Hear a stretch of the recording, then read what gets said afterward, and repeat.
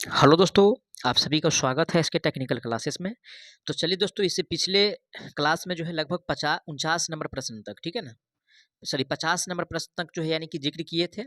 और आज जो क्लास होने वाला है दोस्तों, यानी कि 50 नंबर से ऊपर जो क्वेश्चंस है उसको देखेंगे। तो आप लोग इस चैनल पर नए हैं तो चैनल को सब्सक्राइब करके वीडियो को जरूर शेयर करिएगा।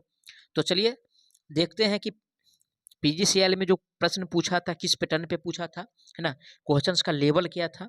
तो आप लोगों को अनुभव हो जाएगा, उस हिसाब से आप लोग पीजीसीएल के लिए काफ़ी अच्छा से मेहनत कीजिए, क्योंकि बड़ी संख्या में वैकेंसी है ना, लगभग जो है यानी कि 203 पोस्ट के आसपास है। तो इतना यानी कि कम सीट नहीं होता है, 200 सीट, 203, है ना। तो आप लोग अगर अच्छा से तैयारी करते हैं तो सिलेक्शन का चांस जो है 110% बनता है। 100 नहीं भाई, वो 110% कहिए, इतना बनता है सिलेक्शन का चांस। ठीक है, तो चलिए 51 नंबर प्रश्न जो दिया है, बैटरी आवेशित यानी कि चार्ज करने के लिए किस प्रकार की दृश्य धारा जनित्र की आवश्यकता होती है ना, बैटरी को। तो देखिए दोस्तों, यानी कि बैटरी को जो चार्ज किया जाता है तो मेनली रूप से हम यानी कि शंट का ही प्रयोग करते हैं। किसका? तो शंट जनित्र का ही प्रयोग किया जाता है, ये भी ध्यान में रखिएगा। बैटरी चार्ज करते वक्त जो है जो जनरेटर यूज किया जाता है वो शंट जनरेटर होता है। अब रही बात की यानी कि बैटरी में जो इलेक्ट्रोलाइट होता है, तो किस प्रकार का इलेक्ट्रोलाइट होता है। अगर लेड एसिड का पूछे तो इसमें यानी कि H2SO4 इलेक्ट्रोलाइट होता है। ठीक है, अगर ड्राई सेल का पूछे प्रश्न में, है ना, तो ड्राई सेल का अगर प्रश्न में पूछे तो NH4Cl, ठीक है, जिसको अमोनियम क्लोराइड कहा जाता है, वो भरा रहता है। और रही बात यानी कि पॉजिटिव प्लेट किसका होता है, तो बैटरी के ऊपर डिपेंड करता है। अगर ड्राई सेल का पूछेगा कि पॉजिटिव प्लेट किसका बना होता है, या लेड एसिड सेल का पूछेगा कि पॉजिटिव प्लेट किसका बना होता है, ठीक है। तो देखिए दोस्तों, यानी कि ड्राई सेल का जो पॉजिटिव प्लेट बना होता है वो कार्बन का होता है। किसका होता है? कार्बन का होता है, ठीक है। और साथ ही साथ निगेटिव प्लेट की बात किया जाए तो यहाँ पे जिंक होता है। इसी प्रकार से जो अगर आप लोग थ्योरी पढ़ते हैं तो पूरा गहरा से पढ़िए, ताकि आप लोग एग्जाम में प्रश्न बनाते वक्त जो है कठिनाई का सामना नहीं करना पड़े। अगला प्रश्न पे चलते हैं कि शुष्क सेल में, देखिए इससे पहले भी जिक्र किए थे कि शुष्क सेल में किस विद्युत अपघट्ट यानी कि इलेक्ट्रोलाइट का प्रयोग किया जाता है, कौन सा? तो ड्राई सेल में। तो देखिए दोस्तों, ड्राई सेल में जो मेनली रूप से प्रयोग करते हैं, इससे पहले भी जिक्र किए थे कि अमोनियम क्लोराइड का प्रयोग किया जाता है। NH4Cl का मतलब अमोनियम क्लोराइड होता है। H2SO4 का मतलब क्या होता है, तो डाइल्यूट सल्फ्यूरिक अम्ल होता है, जिसको क्या कहते हैं, तो सल्फ्यूरिक एसिड कहा जाता है, यानी कि डाइल्यूट सल्फ्यूरिक अम्ल है ये H2SO4। अब रही बात की NH4Cl जो दिया हुआ है ऑप्शन यानी कि 2 में दिया है, करेक्ट आंसर की अगर बात किया जाए तो ऑप्शन इसका 2 सही हो जाएगा। चलिए आगे बढ़ते हैं नेक्स्ट प्रश्न पे। नेक्स्ट प्रश्न है, एक प्रत्यावर्तक के नियम के आधार पर विद्युत चुंबकीय प्रेरण का कार्य क्या है। किसका कार्य पूछ रहा है दोस्तों, तो विद्युत चुंबकीय प्रेरण का कार्य पूछ रहा है। और चुंबकीय का जो प्रेरण होता है दोस्तों, वो किसके लॉ पे काम करता है, चुंबकीय का प्रेरण? तो ये फैराडे के लॉ पे काम करता है। किसके लॉ पे काम करता है, तो फैराडे का जो लॉ होता है उस पर यानी कि ये वर्क करता है, ठीक है। ऑप्शन किस में दिया है, फैराडे के नियम, तो ऑप्शन ए में, सॉरी 2 में दिया है, करेक्ट आंसर जो होगा ऑप्शन इसका ए सही हो जाएगा। लेंज का नियम से क्या समझते हैं, तो लेंज का नियम से यानी कि -NdΦ/dt होता है। ये क्या करता है भाई, खुद उत्पन्न करता है और अपने आप को ये विरोध करता है। तो यानी कि कहावत है एक, आप लोग सुने होइएगा, अपने पैर पे खुद कुल्हाड़ी मारना, ठीक है। तो ओम के नियम से क्या समझते हैं, तो ओम के नियम से यही समझते हैं कि R बराबर क्या होता है, तो V/I होता है, या V बराबर यानी कि IR होता है, ठीक है। इस सबको अगर ध्यान रखते हैं, ठीक है ना, इस सबको अगर ध्यान रखते हैं तो किसी भी प्रकार से प्रश्न अगर एग्जाम में बनता है तो आप लोग उसका जवाब आसानी से यानी कि दे सकते हैं। आगे बढ़ते हैं। नेक्स्ट प्रश्न दिया हुआ है कि the working principle of transformer is, यानी कि ट्रांसफार्मर का जो वर्किंग होता है, ठीक है, किसके सिद्धांत पे यानी कि होता है, उसका जो लॉ है वो क्या है। तो वर्किंग की अगर बात किया जाए ट्रांसफार्मर का, तो म्यूचुअल इंडक्शन पे काम करता है। किस पे?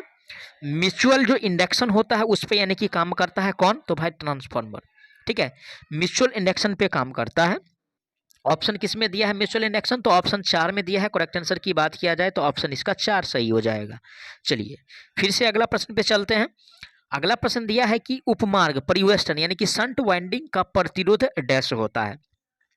तो शंट वाइंडिंग का प्रतिरोध जो है श्रृंखला और आर्मेचर से अधिक होता है, श्रृंखला और आर्मेचर से अधिक होता है।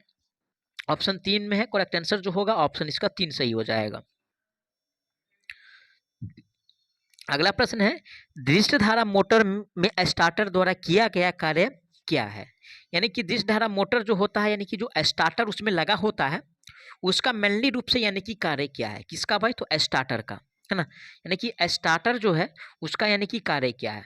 तो स्टार्टर का जो वर्क है दोस्तों, यानी कि जो स्टार्टिंग धारा होता है ना, स्टार्टिंग जो करंट होता है, कहने का मतलब स्टार्टिंग जो करंट होता है अगर ज़्यादा है, ठीक है, अगर ज़्यादा है तो उसे क्या करना भाई, तो उसे यानी कि कम करना। अगर स्टार्टिंग करंट का वैल्यू ज़्यादा है तो वो क्या करता है, तो उसे कम करता है। ये ध्यान में रखिएगा, मेनली रूप से स्टार्टर का यही कार्य है। ऑप्शन 4 में कह रहा है कि प्रारंभिक धारा को नियंत्रित करता है, तो करेक्ट आंसर जो होगा ऑप्शन इसका 4 सही हो जाएगा, क्योंकि स्टार्टर का जो वर्क होता है वो स्टार्टिंग करंट को कम करता है।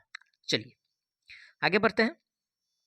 अगला प्रश्न है, जल गर्म करने का साधन गीजर, विद्युत इस्त्री और तापक सभी डैश के सिद्धांत पे काम करता है। तो देखिए दोस्तों, यानी कि जो दिया हुआ है गीजर हो गया, इलेक्ट्रिक आयरन हो गया, हीटर हो गया, ये सब यानी कि हीटिंग इफेक्ट पे काम करता है। किस पे काम करता है, तो हीटिंग इफेक्ट जो होता है ना। हीटिंग इफेक्ट का मतलब क्या हुआ, तो हीटिंग इफेक्ट का मतलब हुआ कि उष्मीय प्रभाव, है ना। तो उष्मीय प्रभाव पे ये वर्क करता है। रासायनिक प्रभाव की अगर बात किया जाए तो सेल एंड बैटरी में ये होता है, सेल एंड बैटरी जो है उसमें ये देखने को मिलता है, ठीक है ना। और प्रकाश प्रभाव की बात किया जाए तो प्रकाश प्रभाव यानी कि जो सूर्य से यानी कि हमें प्राप्त होता है, ठीक है, यानी कि प्रकाश जो सूर्य से प्राप्त होता है, इस प्रकार से ये सब मैनमेंट जो इम्पोर्टेंट है आप लोगों के लिए इस प्रश्न में जो है, यानी कि सभी चैप्टर से लगभग जो है प्रश्न जो मैनमेंट बनता है वो उठाया हुआ है। आप लोग थोड़ा ध्यान से समझिएगा, है ना। दिया हुआ है कि सार्वभौमिक का मतलब क्या हो, यानी कि यूनिवर्सल हुआ, ठीक है। तो यूनिवर्सल मोटर की गति का नियंत्रण डैश द्वारा किया जाता है, ठीक है। यानी कि जो उसका गति होता है, यानी कि जो स्पीड होता है, ठीक है ना, जो उसका यानी कि स्पीड होता है उसके उसे यानी कि कंट्रोल हम कैसे करते हैं, ठीक है। ए में क्या कह रहा है कि प्रारंभिक परिवेष्टन सहित अपकेंद्री स्विच से संयोजित श्रृंखला, बी में कह रहा है समानांतर रूप से संयोजित संधारित्र, और तीन में कह रहा है श्रृंखला में संयोजित संधारित्र, और डी में कह रहा है टेप किए गए क्षेत्रीय परिवेष्टनों द्वारा क्षेत्रगत सतत परिवर्तन फ्लक्स को बढ़ावा और या घटाओ, ठीक है, बढ़ा करके या घटाव करके यानी कि कंट्रोल किया जाता है। तो ये भी बात सही है। तो राइट आंसर जो होगा दोस्तों ऑप्शन इसका 4 सही हो जाएगा, ठीक है। ये प्रश्न तो आप लोग जानते होंगे, इस प्रकार का प्रश्न यानी कि पढ़े होंगे, लेकिन ऑप्शन देखिए आप लोग को क्या किया यहाँ पे कंफ्यूज किया है।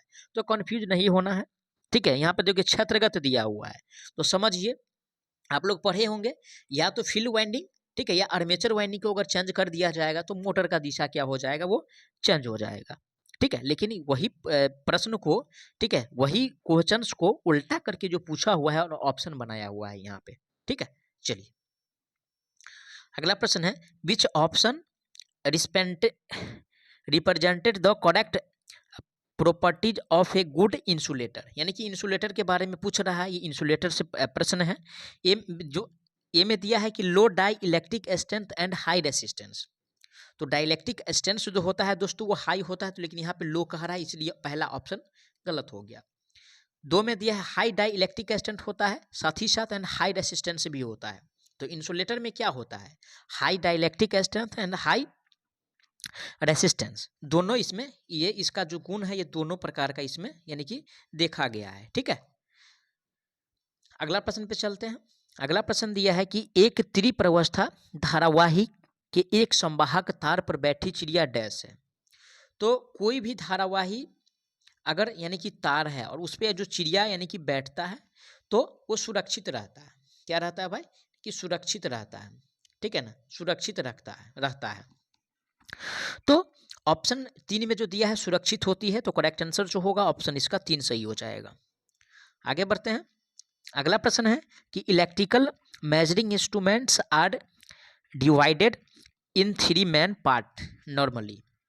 तो यानी कि जो इंस्ट्रूमेंट होता है, मेजरिंग इंस्ट्रूमेंट होता है, वो कितने पार्टों में, यानी कि मेनली जो यहाँ पे कह रहा है कि मेन पार्ट्स मैनुअली 3 मेन जो पार्ट्स है क्या क्या है भैया, उस पर नज़र डालते हैं।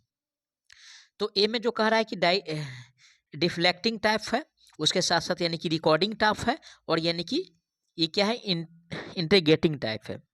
यानी कि जो इसका जो प्रकार होता है ना मेनली रूप से यानी कि मेजरिंग इंस्ट्रूमेंट का, वो 3 टाइप का होता है, ठीक है ना, कंट्रोलिंग, रिकॉर्डिंग और इंटीग्रेटिंग, ठीक है ना। तो रिकॉर्डिंग की बात किया जाए दोस्तों तो पावर फैक्टर मीटर वगैरह ये सब इंटीग्रेटिंग में, सॉरी, रिकॉर्डिंग टाइप में आ जाएगा। अगर इंटीग्रेटिंग की अगर बात किया जाए, है ना, तो इंटीग्रेटिंग की अगर बात किया जाए तो एनर्जी मीटर हो जाएगा। क्या हो जाएगा? एनर्जी जो मीटर होता है दोस्तों, इंटीग्रेटिंग टाइप का यंत्र है। ठीक है, इस प्रकार से भी प्रश्न पूछा जाता है। आगे बढ़ते हैं। अगला प्रश्न है, in a single phase repulsion motor the power factor is, यानी कि सिंगल फेज इंडक्शन मोटर का जो पावर फैक्टर है वो किस प्रकार का है ना। तो हाई एट हाई स्पीड, यानी कि हाई स्पीड पे हाई होता है, साथ ही साथ यानी कि लो स्पीड पे लो होता है। ये भी ध्यान रखिएगा कि सिंगल फेज इंडक्शन मोटर का जो पावर फैक्टर होता है हाई स्पीड पे हाई होता है। ठीक है ना, जो कि ऑप्शन 4 में है। करेक्ट आंसर जो होगा ऑप्शन इसका 4 सही हो जाएगा। अगला प्रश्न है, how is the pole pitch, यानी कि कैलकुलेट, यानी कि पोल पिच जो ज्ञात किया जाता है उसका यानी कि फॉर्मूला पूछ रहा है। ठीक है ना, क्या भैया? तो पोल पिच ज्ञात करने का यानी कि फॉर्मूला इसमें पूछ रहा है। तो नंबर ऑफ स्लॉट, ठीक है, नंबर ऑफ स्लॉट और बट्टा में क्या होता है? नंबर ऑफ पोल्स होता है। नंबर ऑफ यानी कि पोल्स होता है, नंबर ऑफ स्लॉट बट्टा नंबर ऑफ पोल्स होता है, जो कि ऑप्शन ए में है। करेक्ट आंसर की बात किया जाए तो ऑप्शन इसका ए सही हो जाएगा। अगला प्रश्न पे चलते हैं, एचआरसी फ्यूज का अर्थ क्या है? ठीक है, देखिए आप लोगों को पहले से भी बता रहे हैं कि जो फुल फॉर्म वाली यानी कि प्रश्न है उसको जरूर पढ़ के जाइएगा। 2 से 3 प्रश्न पक्का है कि मिलने वाला है लगभग, यानी कि समझिए यानी कि 5 और 4 के आसपास भी प्रश्न बनने की संभावना रहता है। तो इसका मतलब क्या होता है? तो हाई रैप्चरिंग कैपेसिटी फ्यूज होता है। क्या होता है? हाई रैप्चरिंग कैपेसिटी फ्यूज होता है, जो कि ऑप्शन 2 में दिया है। करेक्ट आंसर की बात किया जाए तो ऑप्शन इसका 2 सही हो जाएगा। आगे बढ़ते हैं। अगला प्रश्न दिया हुआ है कि हाइड्रोमीटर का प्रयोग सेल के डैश के परीक्षण हेतु किया जाता है। तो देखिए दोस्तों, एक हाइड्रोमीटर होता है, ठीक है ना, एक हाइड्रोमीटर होता है। तो हाइड्रोमीटर के द्वारा यानी कि अपेक्षित घनत्व मापा जाता है। क्या मापा जाता है? घनत्व मापा जाता है। और एक होता है हाइग्रोमीटर। क्या होता है? हाइग्रोमीटर होता है। तो हाइग्रोमीटर के द्वारा दोस्तों आर्द्रता मापा जाता है। क्या मापा जाता है? आर्द्रता मापा जाता है। ठीक है, ये भी ध्यान में रखिएगा। ये 2 प्रश्न जो है सभी बच्चे को परेशान करता है। अगर हाइड्रोमीटर है तो घनत्व मापेगा, अगर हाइग्रोमीटर है तो आर्द्रता मापेगा। तो इसमें तो हाइड्रोमीटर पूछ रहा है तो अपेक्षित घनत्व मापेगा, जो कि ऑप्शन 3 में है। करेक्ट आंसर जो होगा ऑप्शन इसका 3 सही हो जाएगा। अगला प्रश्न दिया है कि इलेक्ट्रॉन के प्रवाह को क्या कहा जाता है ना। किसके प्रवाह के? तो इलेक्ट्रॉन के प्रवाह के। तो इलेक्ट्रॉन का जो प्रवाह होता है उसे यानी कि धारा कहा जाता है। क्या कहा जाता है? यानी कि धारा कहा जाता है। धारा को आई से दर्शाते हैं। तो प्रतिरोध नहीं कहेंगे, ना आवृत्ति कहेंगे, ना वोल्टेज कहेंगे। ठीक है ना, इसको विद्युत धारा कहा जाता है, यानी कि धारा कहा जाता है, जो कि ऑप्शन किस में दिया है भैया? तो ऑप्शन 4 में है। करेक्ट आंसर इसका 4 सही हो जाएगा। अगला प्रश्न है, प्रतिरोधक का रेसिप्रोकल डैश होता है। किसका? तो प्रतिरोधक का। तो प्रतिरोधक का जो रेसिप्रोकल होता है वो कंडक्टेंस होता है। क्या होता है? तो कंडक्टेंस होता है। ऑप्शन किस में दिया है कंडक्टेंस? ऑप्शन ए में है। करेक्ट आंसर जो होगा ऑप्शन इसका ए सही हो जाएगा। अगला प्रश्न है कि प्रतिरोध के मुद्रित और प्रभावी मूल्य के बीच के अंतर को क्या कहते हैं?